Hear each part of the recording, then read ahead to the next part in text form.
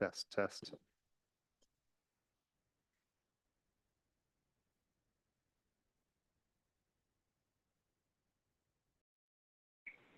Alex, I can hear you if that test was for me.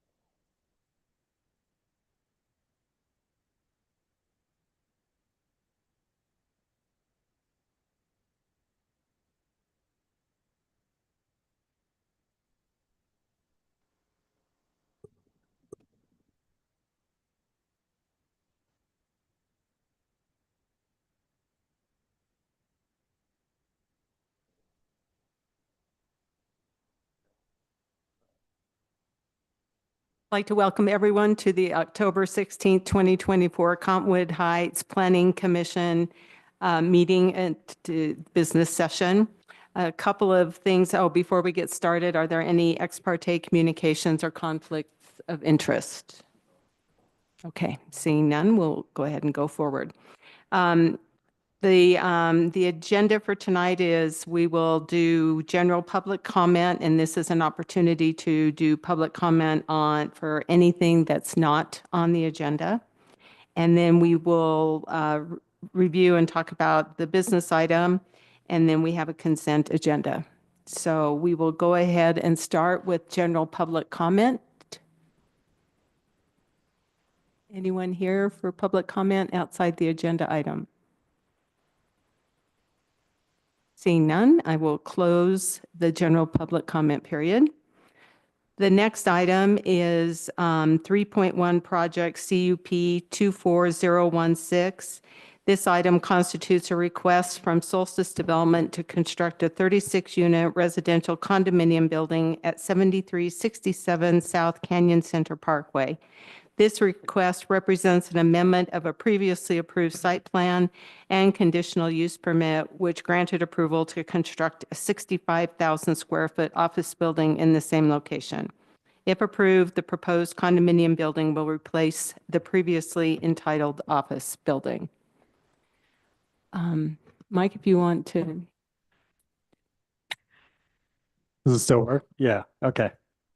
Little mic thing fell off. I don't see anyone that's not the applicant here, so I will, if you have any additional questions, I'll just forego the presentation because I made it pretty much a lot of detail in the work session. Great. Thanks. That's great. Everyone okay? I believe the applicant is here. Well, great to be with you guys tonight. This is a fantastic chambers. I've actually never seen one better. I thought it was a great presentation earlier, so I'll just thank Mike. It's been great working with him and kind of better understanding the city and getting to know the vision for Cottonwood Heights. It's interesting watching Cottonwood Heights. I think you guys became a city a couple of years before Holiday, if I recall. And it's been fun working in Holiday, so I'll give a little background on us. We are exclusively a condo developer. There's not many in Utah. We only have built condo or attached units through our whole career and always for sale. So we've never done a for rent project. And I know that was a topic earlier, so I'll address that further in a moment. But we have projects in Park City and Sun Valley, but most relevant locally is going to be here in Holiday. So in Holiday Village, we built the only three condo buildings there. This Terraces was the first building, 40 units. Then we built the Station project, which was 33 units. And then we're just now finishing at a grand opening for Apollo Square.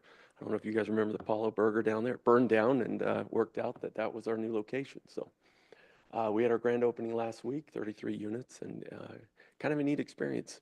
What I've found in some of this is, so we're the developer and the builder on all of our projects. So we worked hard to understand the demographic, who our buyer is. And at least there, which I think will be a lot in some differences, 50% of those homeowners come from the area. It's kind of interesting. I've done kind of background on why that is, who our buyer is ultimately. It's interesting. I read a study put out by Harvard called the Harvard Center for Joint Housing Study. It's a kind of a mix of government, university, and private sector. And gray design turns out to be completely underutilized and generally neglected. And so what I found is that we sell to baby boomers that live in the area. So 50% of our buyers come from Holiday or kind of Cottonwood and a few from Mill Creek, but 50% come from there. And the rest move in because their kids live in the area. Very few out-of-staters, well, that have no ties to the area.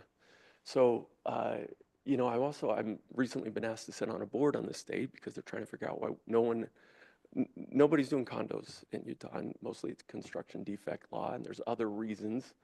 But the state's saying we want more condominiums because from a utility use of impact, and I know density is always kind of a tricky word, but the home ownership is the key component there, and they're looking for ways to kind of utilize this better.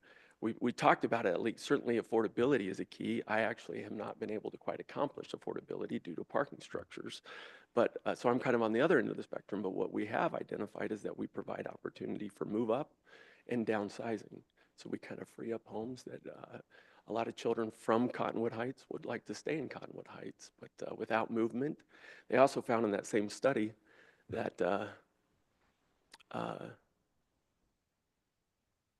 moving to 55 and up communities in Arizona isn't really what the boomer wants to do. They actually want to stay in their doctor networks, their church networks, their friend networks. They want to stay in the community they already knew.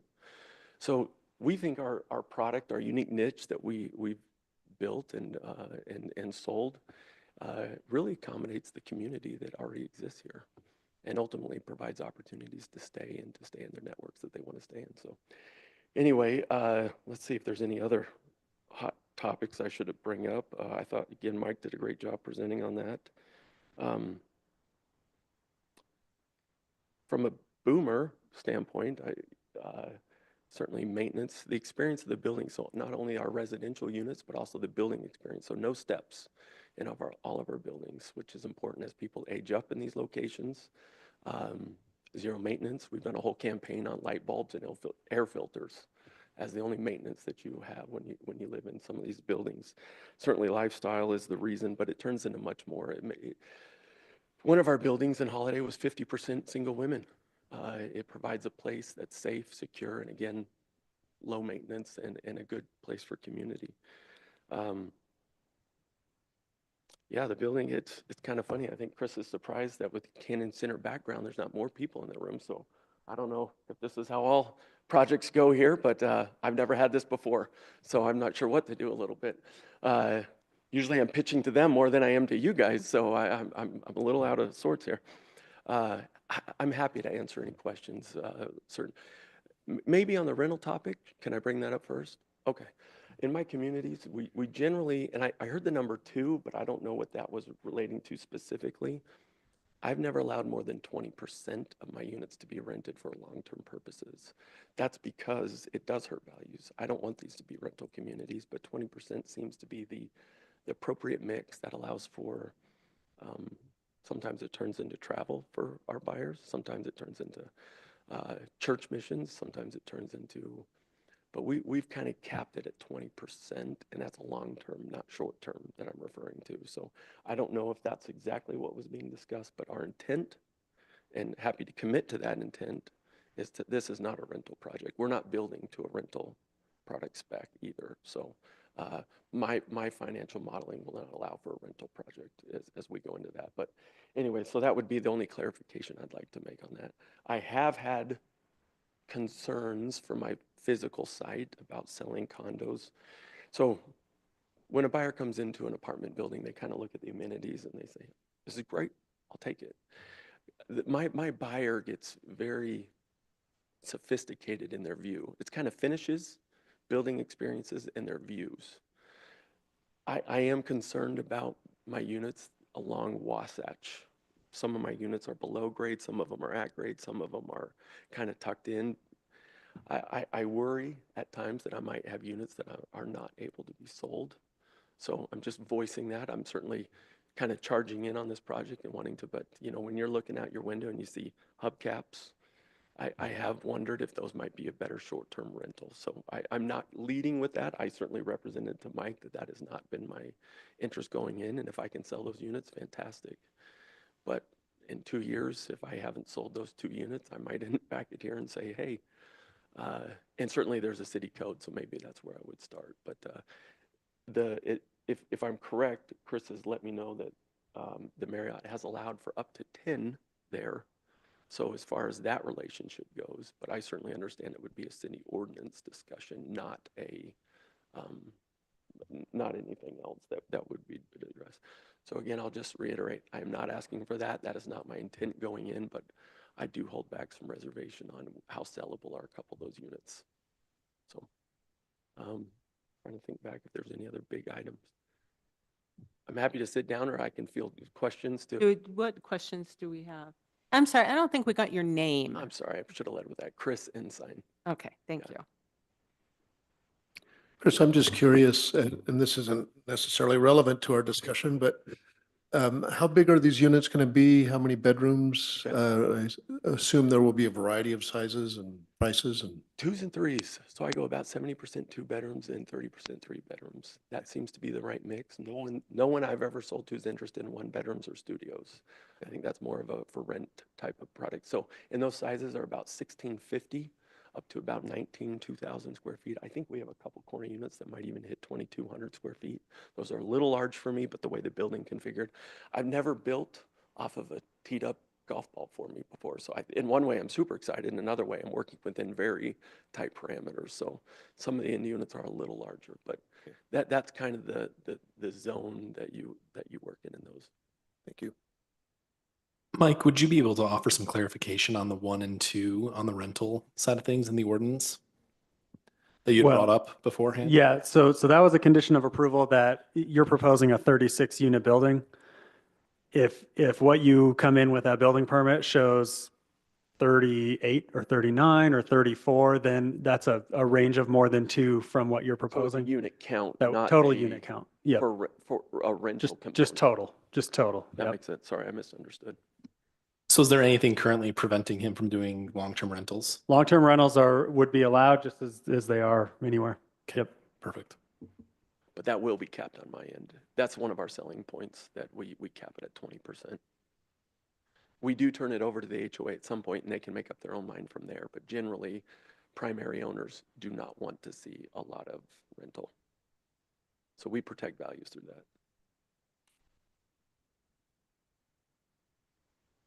Chris, thank you for your presentation. When this project, way back, long predating me and you, the neighbors were concerned about heights and rooftop and how that's handled. There was some difficulty that at one point when it was just going to be mechanical, then it turned into rooftop,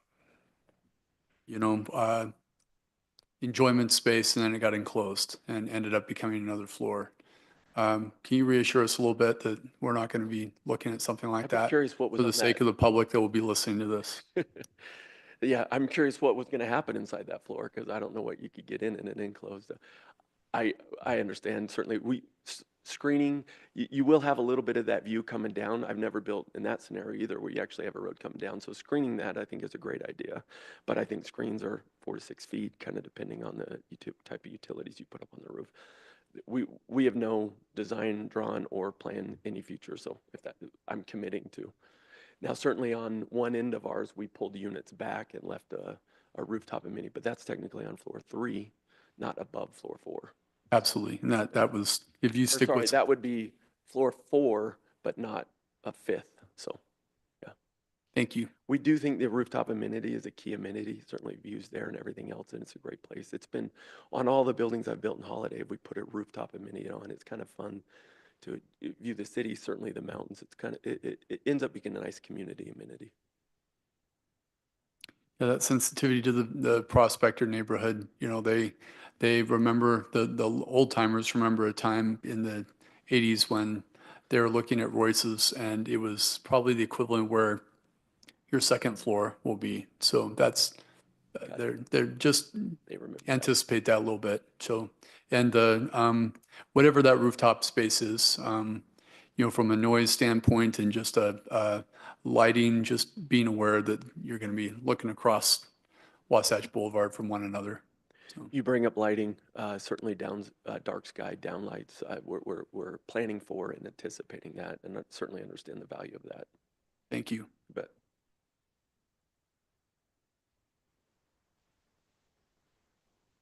Questions? Okay, thank you very much. Thank you. Appreciate that. All right, now is time for any public comment regarding this project.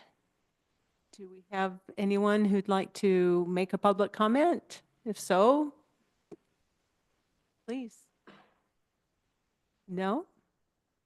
Okay, seeing none, I will close the public comment period, and now it's time for us as a commission to, if we want to further discuss this, do we have any other further questions?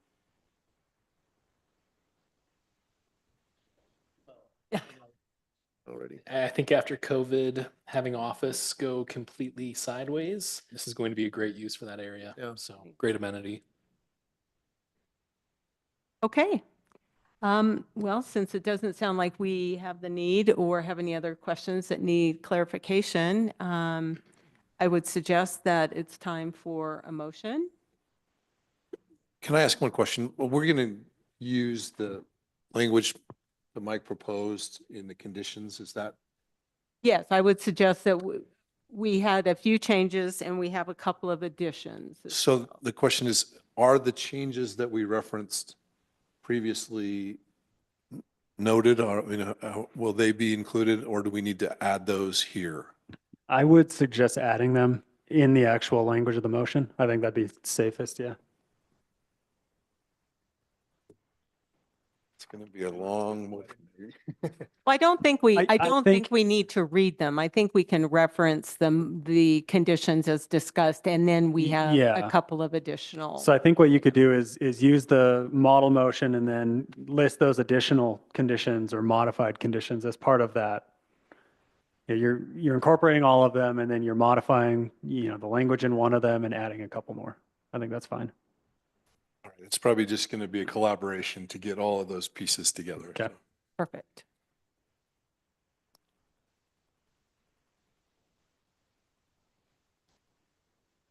I move to approve project CUP-24-016, a request by Chris Ensign to amend CUP-13-011 and construct a 36-unit residential condominium building in place of the currently entitled office building at 7367 South Canyon Center Parkway, subject to the findings and conditions listed in the project staff report dated October 16th, 2024, with additional conditions that Commissioner Mills has. So for item number 3, after the words beneficial ways, adding the phrase to the community prior to such as additional public parking.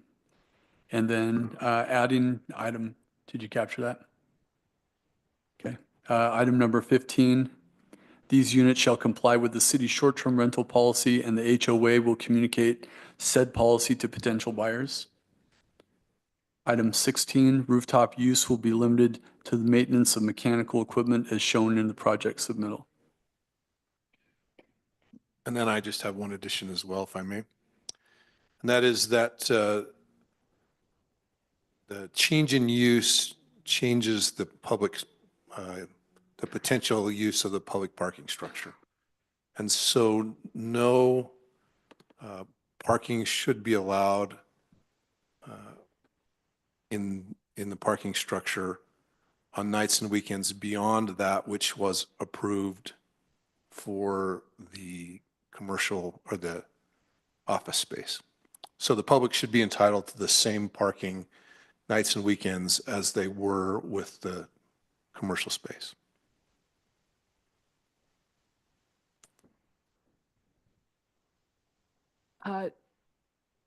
Typically, no. We have a motion and an amendment to number 3 and 3 additional conditions, as I've, And we still need a second. yeah, I just want Sure. to make sure we're clear on what the motion is of approval. Yeah. Do we have a second for what we have discussed? I'll second it. Paulson? Great. Any further discussion about? Could we get some clarification on what those terms were that you added? Yeah, Can so we reread that and the way she captured it, just to see if you agree because or it not? wasn't very well said, yes.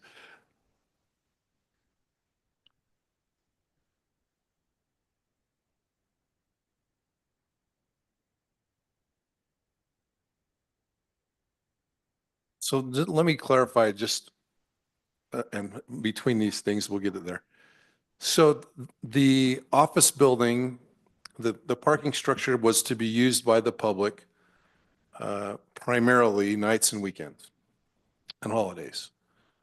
The office use does not use the parking structure during those times. A residential use does.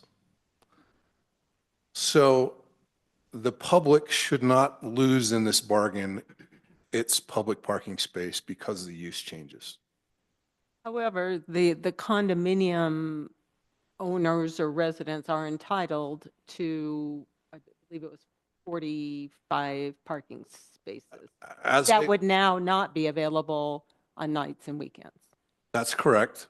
But as I understand it, the previously agreed terms said that the office space had dedicated 55 nights and weekends as well. So as I understand it, this use is less demanding on the public parking space, could be less demanding on the public parking space than the office use.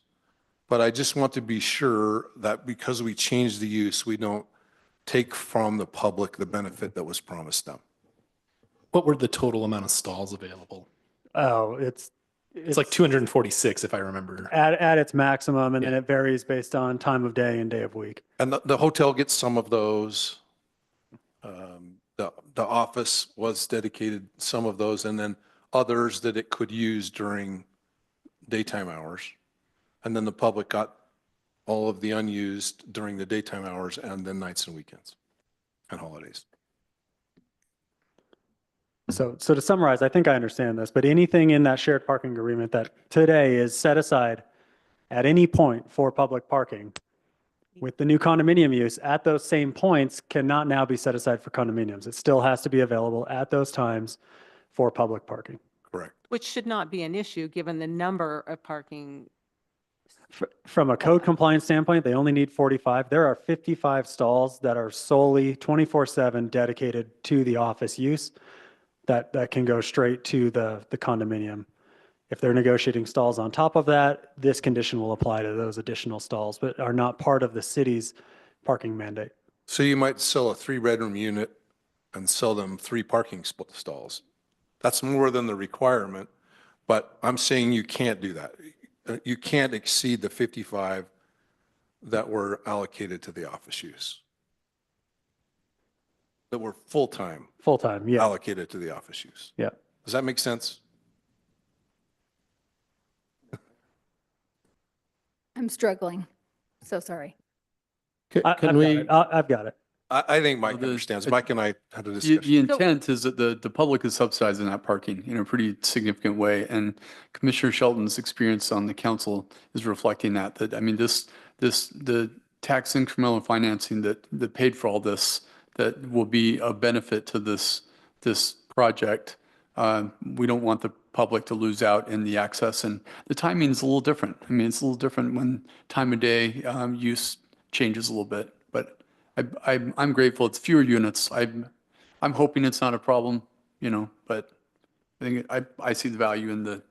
So I think before we make this motion, I think what we need to do is we need to get some clarification on exactly how many parking units are there truly, and ensure that we're doing the appropriate ratio and the appropriate public shared access for those as well. Especially with this being something that we didn't necessarily discuss. What is the total current public parking that we It's have? It Depends on ranges, time of day. but at a maximum, it's just shy of 300. 296. What the city code requires for condos is 45. That is able to be handled within the dedicated third level of the parking structure that has no public parking today. It's all private. So But what just is to the amount of- clarify, that's to meet the requirement. Yes. You still can't allocate beyond those 55 and still meet the intent of the language that says those are available to the public on nights and weekends. Yeah, so we would need to make sure anything that at any time of day or day of week in the shared parking plan right now has public availability. When we switch from office to condo, that public parking has the same public availability as it does in the agreement today. So is the way to word it then, as an additional number 17, I guess, be that the availability of public parking cannot change with this now being condominiums? I mean, to keep it to keep it,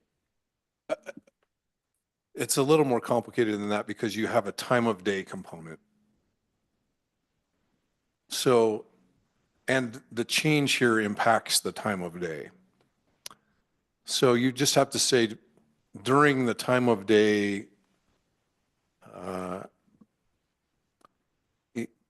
during nights, weekends, and holidays, you have all of the same shared parking you did under the office concept.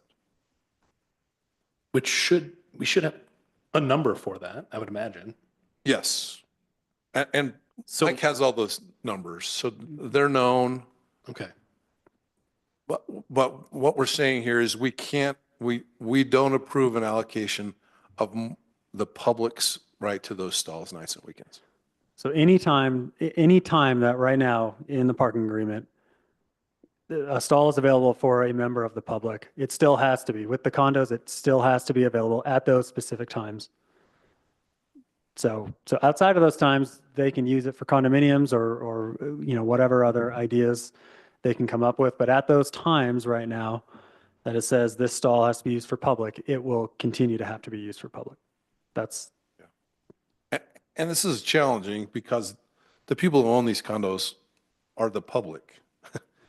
So they can park there. You can't stop them from parking there as the public, but it can't be their space. a reserved space. Yeah. So you're trying to potentially restrict the developer from selling those spots off exclusively? Right. Okay.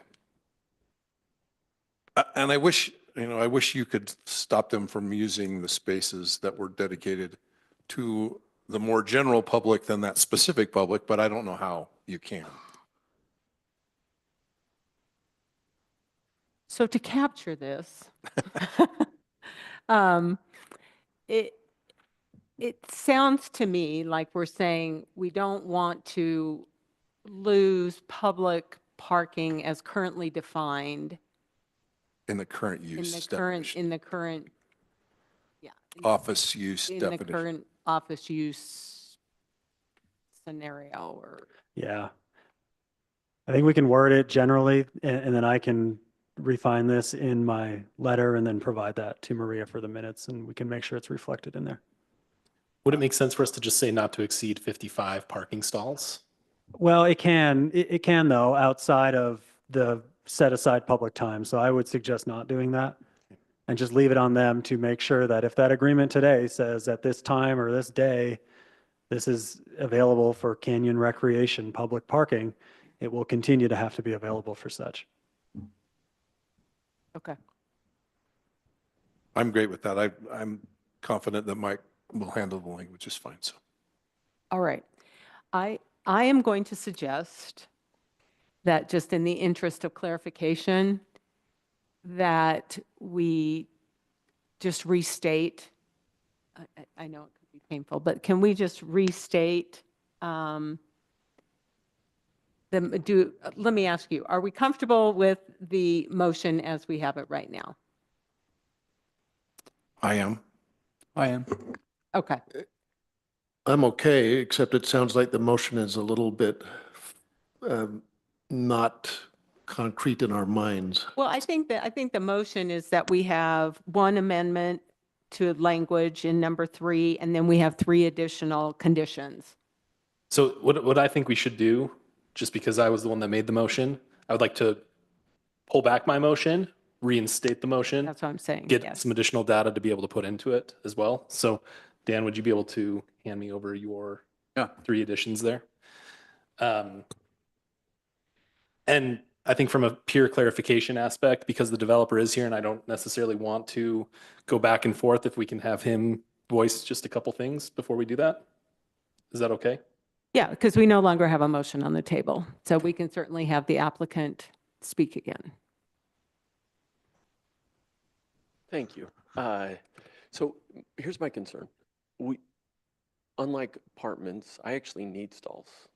So if we restrict me too much, I can't sell units. I typically am 1.75 stalls per unit, regardless. That's factoring in my 70-30, that's everything. But that's 60. So in my agreement to purchase, which I know is a totally separate issue, I made sure to call out 75 stalls. 55 would not be enough. So I would need at a minimum 63, and even that makes me a bit uncomfortable. Certainly in sales, they're downsizing. They've got 2 cars. This is a very common thing, and so that makes me nervous to try and go into a project to try and sell where I would not have the proper amount of stalls to do that.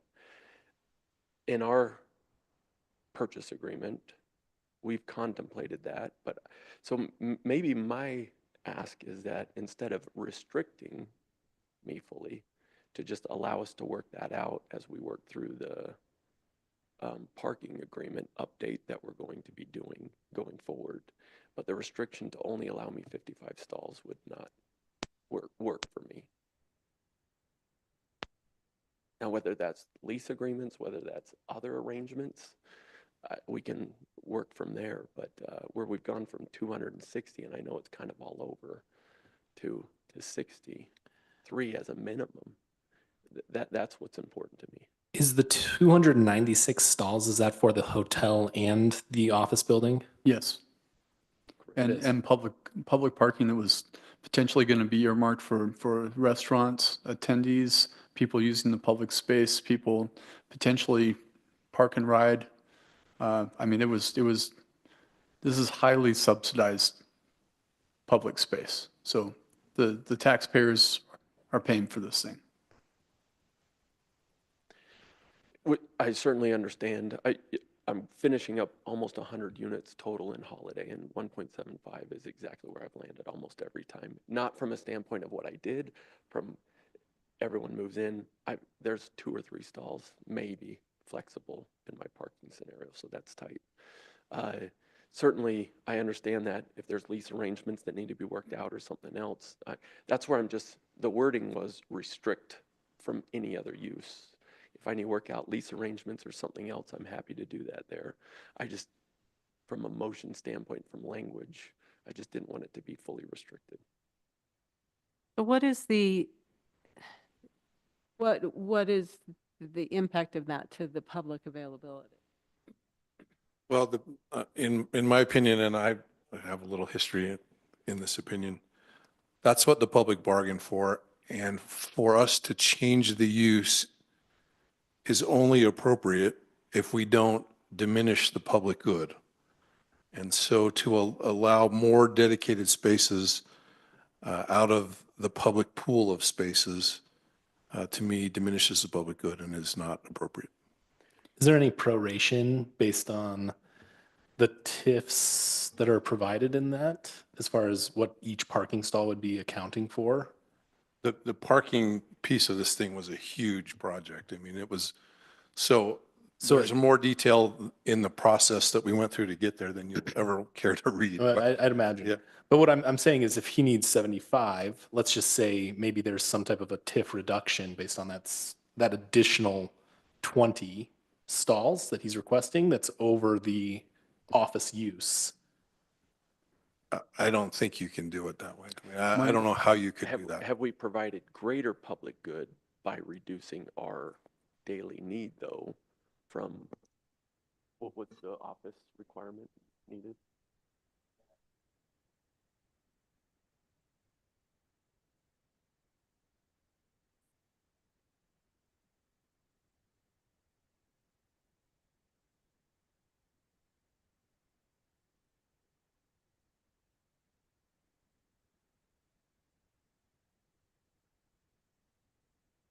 Would you mind speaking up here in the microphone?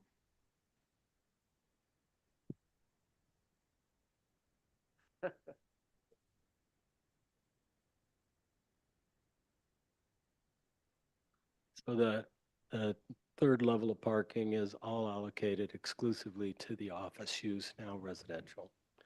There's 55 stalls there, and then he also has all of the surface stalls associated with the project are also exclusively for the vendors and the hotels and the office. There's 17 surface stalls as well.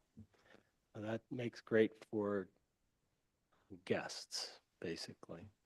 Then there's 80 stalls on the bottom level that is 24/7, 365 for canyon recreationalists.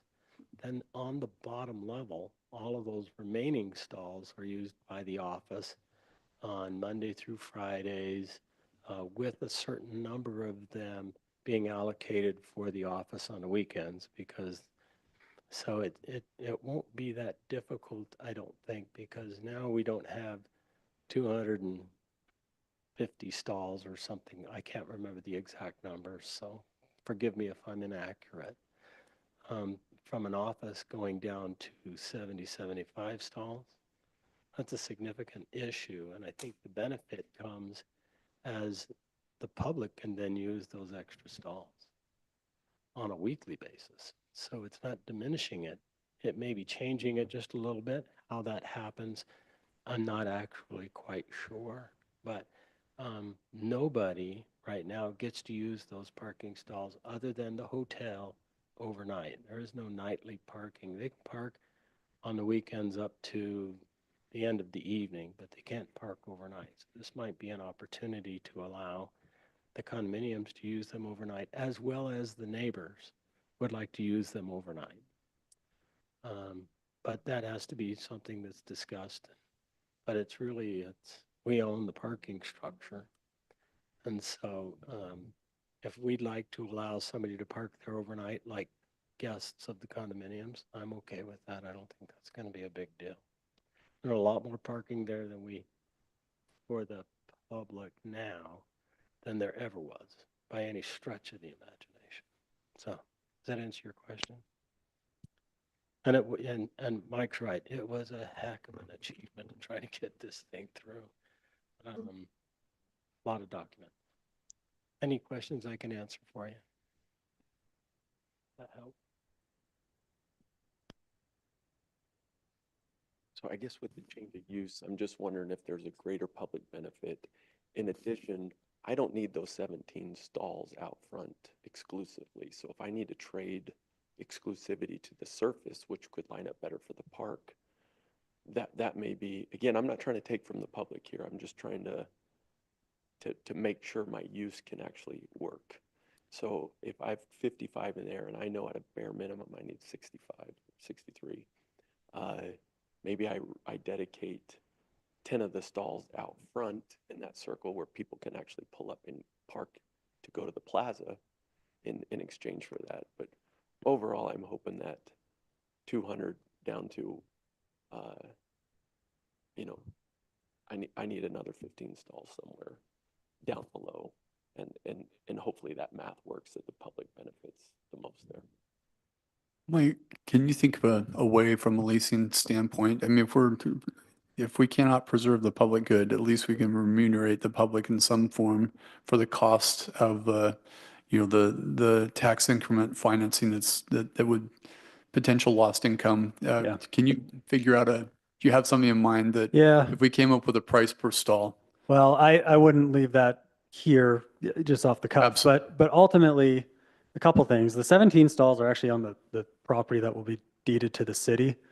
So we will likely be addressing those as part of the development agreement amendment.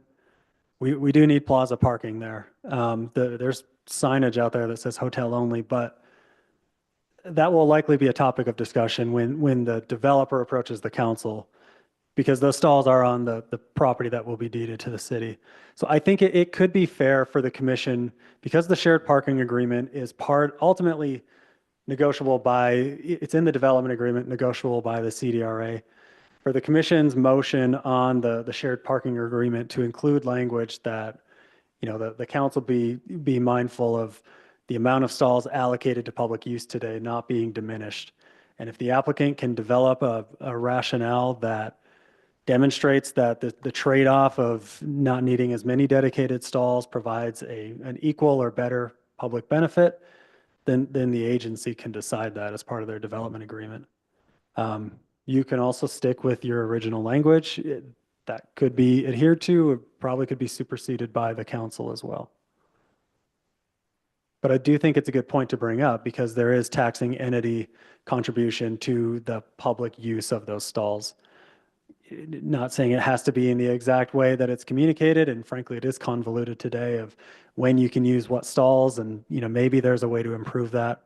But I do think a condition could put the burden on the developer to propose a trade-off or something to the council as they take that next step there. I think the contrast from what the previous use was that people are going to cycle in, people are going to cycle out. Condominium residents are not going to cycle in, cycle out. So it's a different use. We're going to have, I think it's to Commissioner Shelton's point, I just want to make sure we honor that, number one. And number two, I just would ask from both of you, Commissioner Shelton and Mike, is there anything in the deliberations from this original application regarding the parking that we're not cognizant of, that we're not honoring in terms of how that council and that planning commission and that city staff handled this, that we're not considering at this point? It's a huge development agreement, so I don't want to definitively say I don't think so, but I don't think so. Mainly because that public parking has not been fully utilized to date, and the office building doesn't exist. It was approved but never built. So when it's private parking and when it's public parking, we haven't had to work through those logistics ever. Because you go there today and there's always plenty of parking, especially on that ground floor level. So we haven't had to deal with the scenario of max build out, max utilization of parking, and how do we convey that, during these times it's for the office, but during these times it's for the public. So I don't think we've run into issues yet. So Mike, would you feel comfortable with a motion in the way of the development agreement to be modified to ensure the parking stall agreement shall be equal or greater for public use than the agreement made for the office use, or something in that arena? Just so that we don't have any definitive 55, 45, 75, but it needs to be either equal to the proportions and the benefit of the public or greater. I think the only limitation that I see in that is the complication of time of day. So if you added at all times of day has to be equal or greater, then I could probably support that. But Public use at all times of day. But when the office if we're comparing to what was available with the office building, it was not available 8 to 5 or Monday through Friday, right, for the public? Some of it was not Correct. available, yes. Okay. And this was the point of a big negotiation to get as many spaces as we could for the public. And so it was a battle to get the public good in order to pass the TIF in general. So to now lose that battle on a change of use just doesn't make sense to me. Just to add to that, for public use at all times of day, you're comfortable with that? I am. Verbiage. Okay.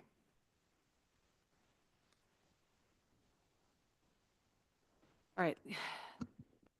So we're going to make a We don't motion have now? technically we don't have a motion on the table, That's what I correct? was going to ask for, yeah. We ready for a motion? All right. Go ahead and do we have? I'll go for it again. Okay. Why not? I move to approval project CUP-24-016, a request by Chris Ensign to amend CUP-13-011 and construct a 36-unit residential condominium building in place of the currently entitled office building at 7367 South Canyon Center Parkway, subject to the findings and conditions listed in the project staff report dated October 16th, 2024, with the addition of number 15, these units shall comply with the city's short-term rental policy and HOA will communicate said policy to potential buyers. Number 16, rooftop use will be limited to maintenance of mechanical as shown in the project submittal. And number 17, the development agreement to be modified to ensure the parking stall agreement shall be equal or greater for public use at all times of day than the agreement made for the office use previously approved. Second. I'm going to have a discussion. There is one thing that didn't get mentioned. Commissioner Mills, it was your in item number 3 where you wanted to add wording about add beneficial to the community. Correct. We capture that. Okay. So- You would amend the motion that way. I will Correct. amend the motion with that additional item. And you can accept that as a friendly amendment if you choose, I motion accept. maker. Okay. We have Second? Already. Oh. Yeah. Commissioner Mills, second. Yeah. Yes, ready to vote, I think. Okay, we have a motion and a second. Let's go ahead and take a vote. Commissioner Mills, Yes. Commissioner Steinman, Yes. Commissioner Shelton, Yes. Commissioner Polson, Yes. Commissioner Smith, Yes. and Commissioner Anderson, yes. Okay, great. That will close up that, wrap up that item. One final item on the agenda is about the Planning Commission meetings from August 7th, 2024. We had discussion about it in the work session, so I don't think we need to discuss it further, but we will want to ensure the changes noted are made. Do we have a motion to? I'll move that we approve. Second? Great, we have a motion and a second. All those in favor? Aye. Yes. Great, Motion to adjourn. Second. great, thank you.